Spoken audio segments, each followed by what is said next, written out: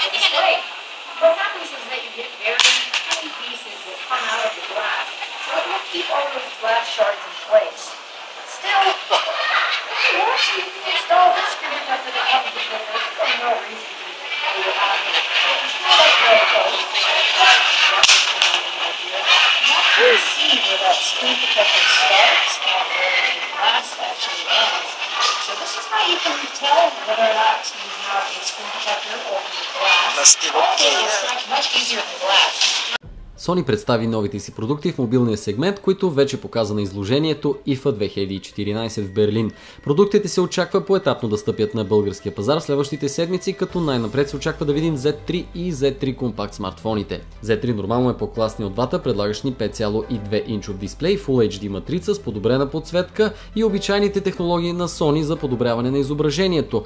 Все пак нямаме драматични промени по отношение на Android интерфейса, освен че той е и Android 4.4.2 KitKat.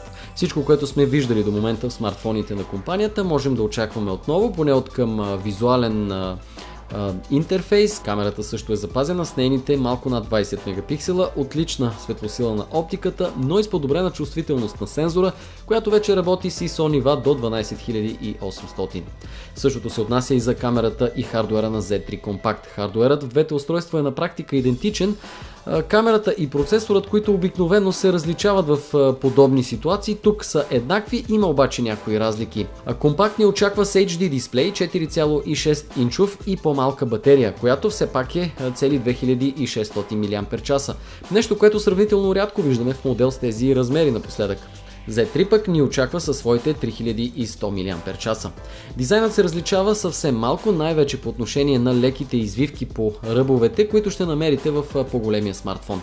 В него също имаме и метална рамка, която обхваща краищата и ъглите на устройството. Z3 идва с 3 ГБ RAM, а компакт с 2 ГБ, което е още една причина, за да си помислите кой модел точно е подходящ за вас. Определено в по-компактния открихме известни и приятни прилики с iPhone, но като цяло отличителните черти за Sony са налични в серията.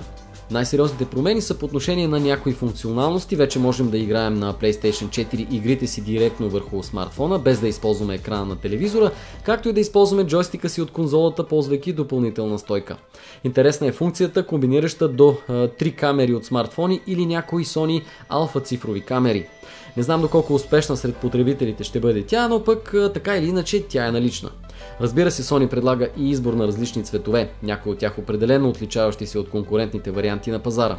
Очакваме ги в началото на месец октомври тази година с прогнозни цени, съответно около 1000 за Z3 Compact и около 1300 за Z3 модела.